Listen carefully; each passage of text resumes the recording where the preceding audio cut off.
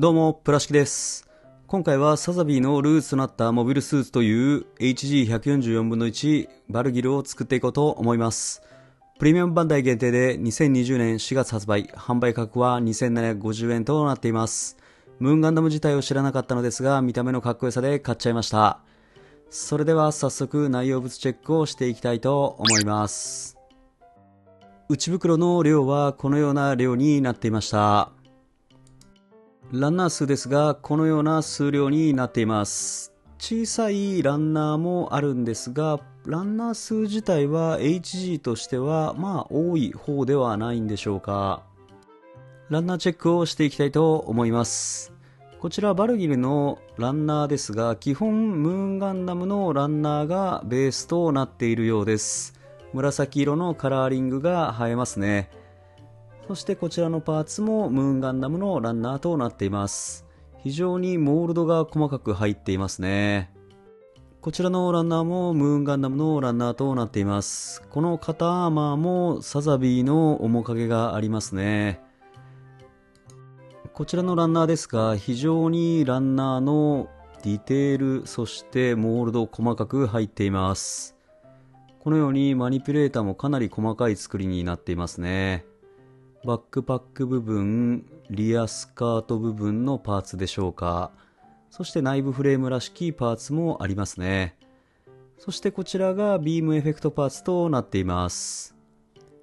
こちらのパーツがバルギルのパーツ、頭部パーツのランナーとなっているようです。こちらのランナーもバルギルのランナーとなっています。こちらはファンネルとファンネルコンテナなどのパーツとなっているようです。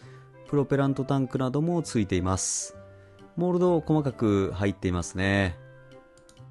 そしてこちらはマーキングシールとなっています。今回ホイールシールは付属していませんでした。そして説明書。こちらプレミアムバンダイよくある白黒の見開き版の説明書となっていました。実際組み立てる工数自体はそこまで多くないような印象を受けました。余剰パーツですが、ムーンガンダムのサイコプレートなどのパーツが余剰パーツとして記載されているようです。ランナーからパーツを切り離してみました。 A から I までランナー数ありました。パーツ数自体は HG にしてはまずまずの数量ではないでしょうか。胴体パーツから組み立てていこうと思います。パーツ数はこのようになっています。こちらのバルギルのキットなんですが、2020年製と比較的新しいキットのため、ポリキャップレスの仕様となっていました。パーツ数もある程度細かい分割がされていました。このように前後はめ合わせでの構成、首の部分は二重関節となっていました。結構新しい技術が取り入れられているキットですね。そしてこのように色分けでパーツ分割もされています。基本合わせ目が出にくい構造ですね。このように見てもらえるとわかるんですが、脇の下部分等に少し合わせ目はあるんですが、全体的に合わせ目が大きく目立たない、そのような作りとなっていました。こうギュッと詰まったかっこいい胴体部分のパーツ構成となっていました。続いて頭部パーツ。パーツ数少ないですね。このようになっています。頭部パーツ非常にシンプルな作りとなっています。パーツ分割もされているんですが、パーツ数自体少ないため左右はめ合わせでの構成、パーツの分割となっていました。合わせ目はどうしても左右はめ合わせのため上部と後頭部位置に合わせ目が出ますが、全体的にそんなにがっつり目立つような合わせ目ではありませんでした。頭部非常にシンプルですがかっこいいです。続いて腕部パーツを見ていきたいと思います。パーツ数このようになっています。腕部パーツですが、このように色分けも細かい分割をされています。肩アーマーもシンプルな作りではあるかとは思うんですが、結構しっかりモールドも入っているので作りとしては細かいように見えますね。そしてこのように蓋をする形で合わせ目見えなくなっています。肘部分もこのような感じ。パーツも一体成形で合わせ目が目立たないものやはめ合わせで上から蓋をするような形の構成が多く、結構リアルグレードらしいというかリアルグレードっぽい作りの部分が多い印象を受けました。マニピュレーターに関してはこのように平手部分のマニピュレーターとビームライフルの握り手のマニピュレーター、そして通常の握り手のマニピュレーターも付属しています。肩アーマーとの接続は軸での接続となっていました。ここ結構保持力高かったです。ちょっと硬めでしたね。そしてマニピュレーターはボールジョイントでの接続。そしてこちらバタフライエッジの部分は収納するようにできています。こちらで腕部完成となります。結構細かい作りで合わせ目目立たないようになっていますね。この辺りやはり新しいキットなのでよく考えられているのかなという印象を受けました。かっこいい腕部となっています。脚部パーツはこのようなパーツ数となっています。脚部に関してもパーツ分割、結構細かいパーツ分割がされていました。こちら足の部分なんですが細かいパーツで分割をされています。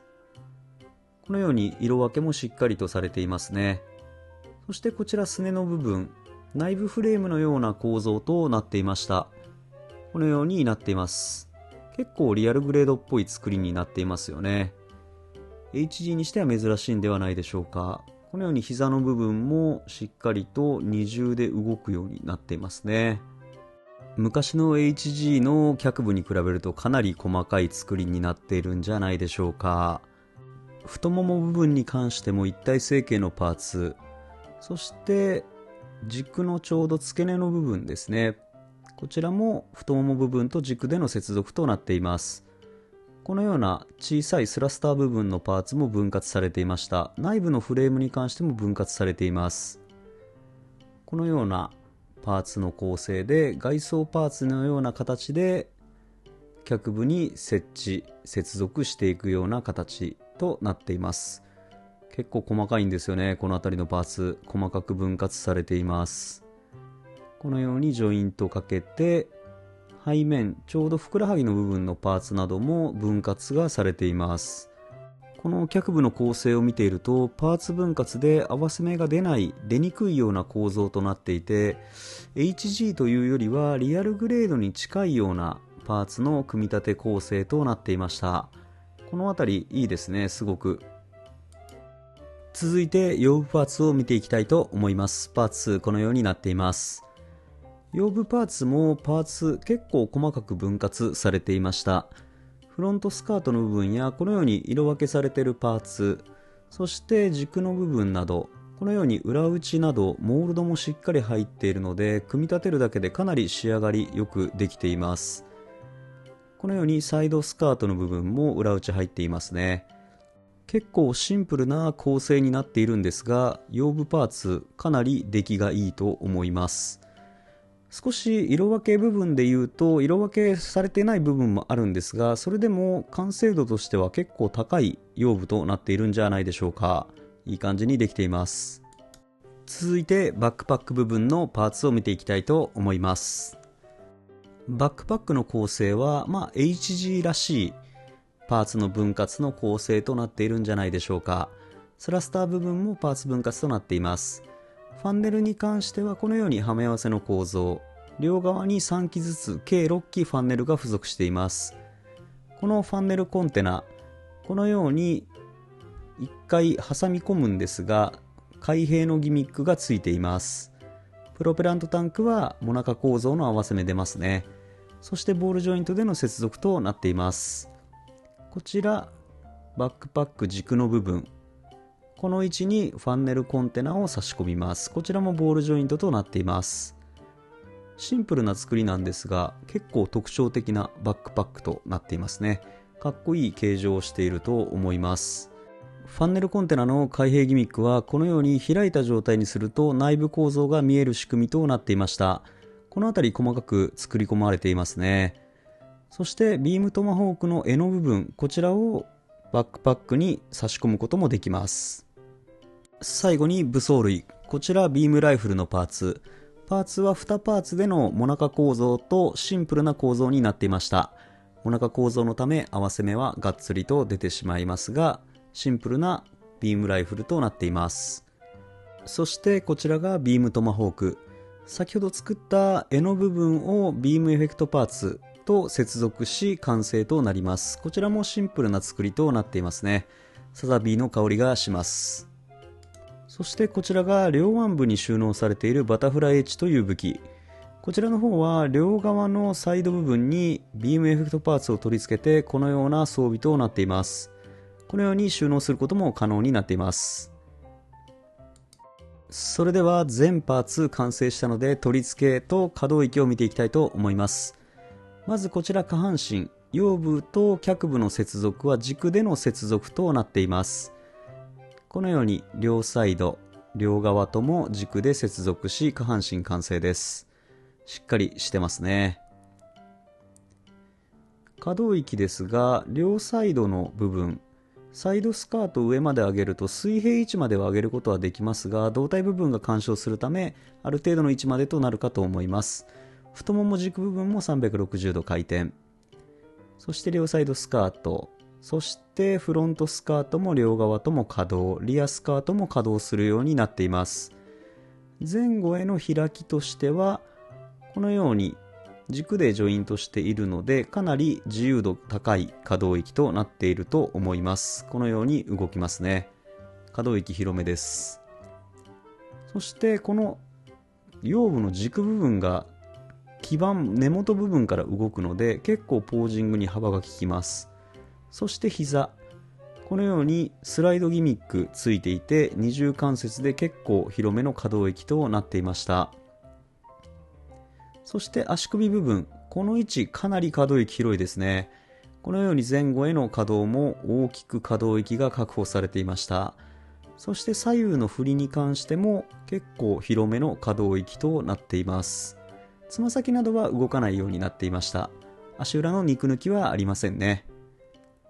そしてこちらふくらはぎ部分のパーツ、可動のギミックが搭載されています。このスラスター部分というんですかね、が展開するようにできていました。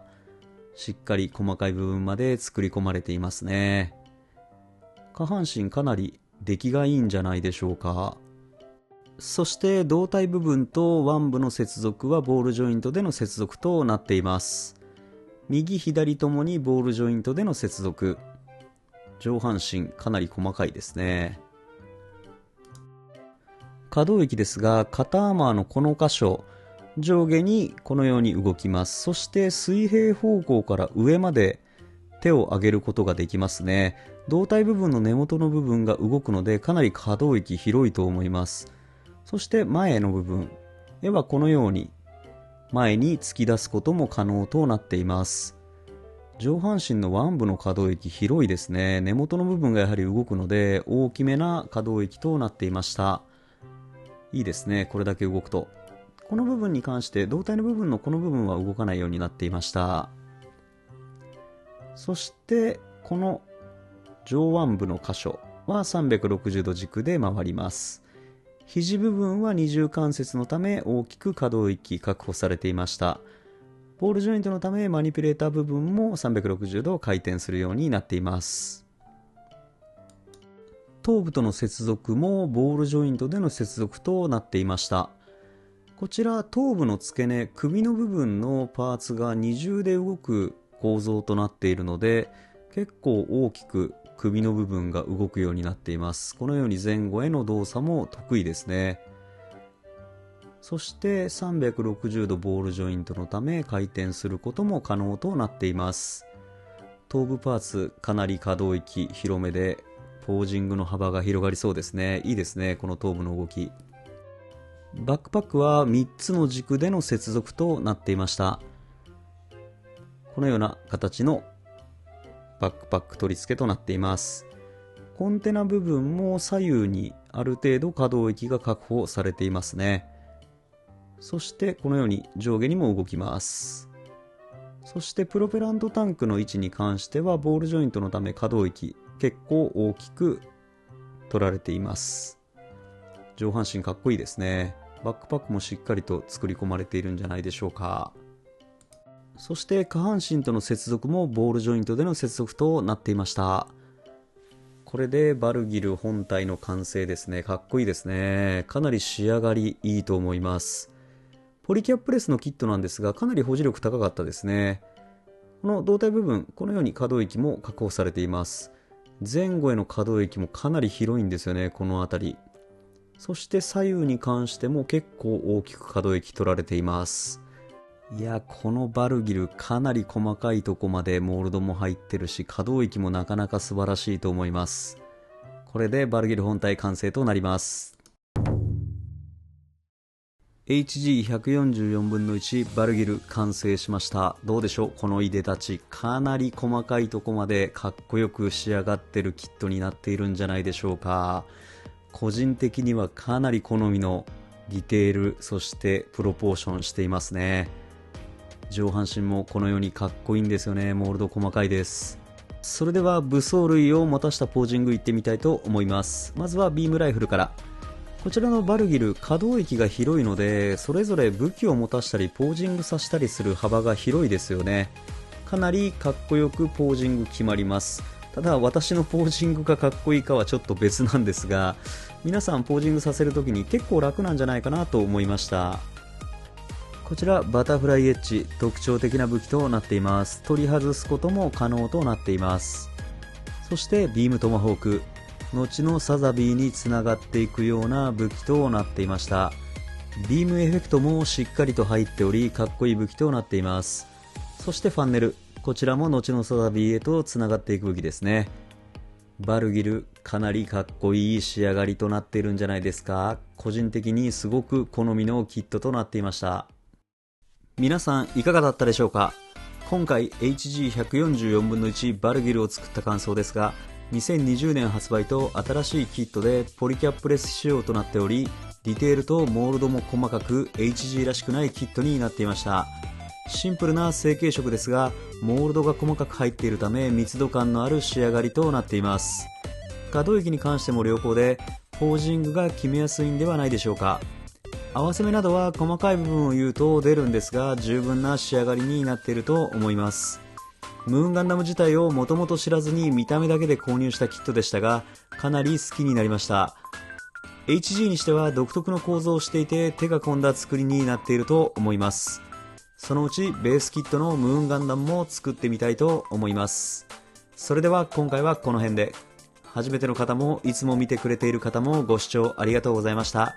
よかったらチャンネル登録などしてもらえるととても嬉しいです。